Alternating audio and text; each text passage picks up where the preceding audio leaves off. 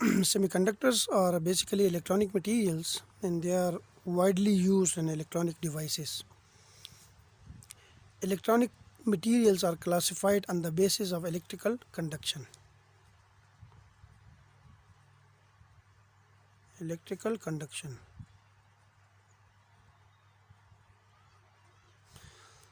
Whether a material is good conductor to the electrical charge or not, we need to check two properties of that material. One is called conductivity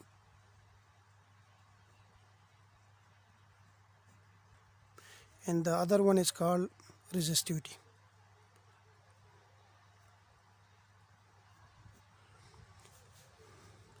If we know these two properties of a material, then we can easily say that the material is a good conductor or not. What is conductivity? Conductivity means a measure of materials,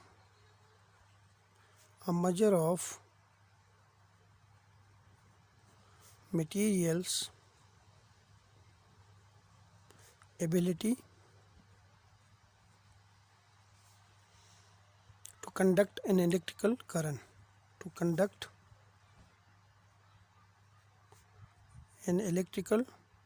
electric charge. While resistivity means the opposition to the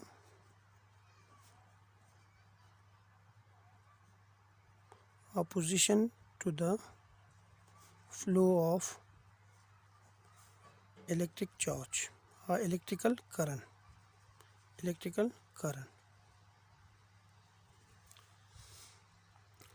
On the basis of electrical conduction, materials are categorized or classified into three categories, which are listed in this table here. And the materials are categorized into conductors, semiconductors, and insulators. And we have to check two properties of these materials. One is resistivity and the other one is conductivity. The resistivity of conductor is very small, 10 raised to the power minus 2 to 10 raised to the power minus 8 ohms per meter. The resistivity of insulator is too high, which is 10 raised to the power 11 to 10 raised to the power 19 ohm meter. So it means that insulator does not allow charge to flow through it because the resistivity is very high. The opposing force to the flow of electrical current is too high. While conductors allow charges to flow through it easily because their resistivity is very small, means the opposing force to the flow of current is very small. While semiconductors are those materials whose resistivity lies between conductors and insulator, which is 10 raised to the power minus 3 to 10 raised to the power 6 ohms meter. If we check the conductivity of these conductors, semiconductor and insulator, the conductors conductivity is too high, which is 10 raised to the power 2 to 10 raised to the power 8 Siemens per meter. While the conductivity of insulator is very small, approximately equal to 0, which is 10 raised to the power minus 11 to 10 raised to the power minus 19 Siemens per meter. And the semiconductors conductivity lies between the conductivity of conductor and insulators. So it means that metals are good conductors because they allow charge to flow freely. Insulator on the other hand doesn't allow charge to flow freely because their resistivity is too high. The other class of material is semiconductor and their resistivity lies between conductor and insulator. Now we will check another property of this material, which is very important. Suppose we have a material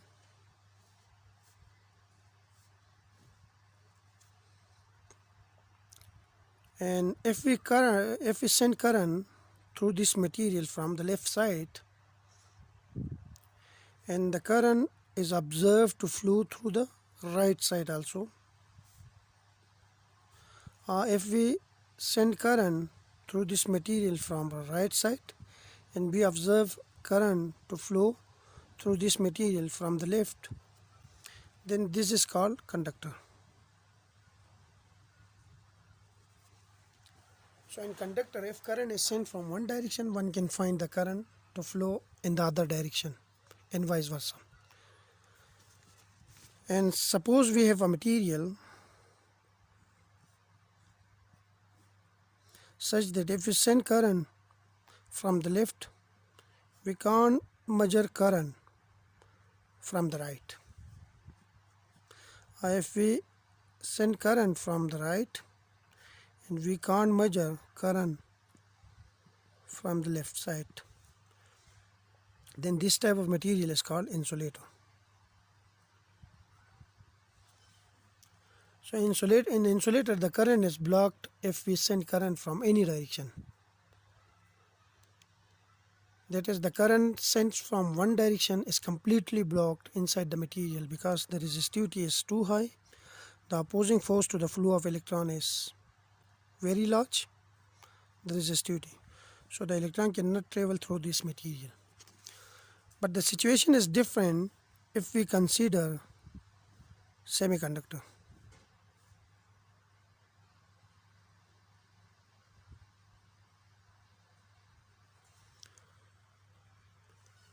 We can construct a device by using semiconductor materials such that it allows the current, the flow of current from one direction. Suppose we construct a device and advise the device to allow current to flow from left to right.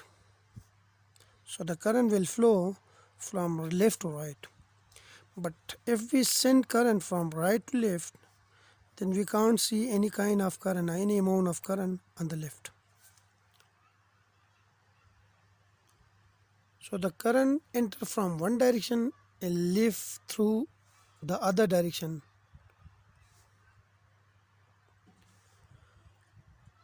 And the flow of current from right to left will be blocked. Like from right to left will be blocked, while from left to right is allowed. Then this type of material is called semiconductor material, and we will discuss this property in detail if we reach to the topic of p-n junction.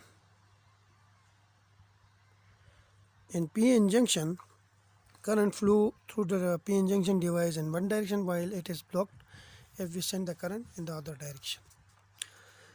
Now semiconductors are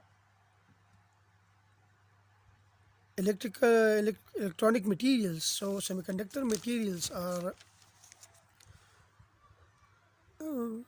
there are different kinds of semiconductor materials. There is a long list of semiconductor materials which are categorized in the following categories. The categories which I already written here, like semiconductors are classified or categorized into two categories. One is elemental semiconductor and the other one is compound semiconductor.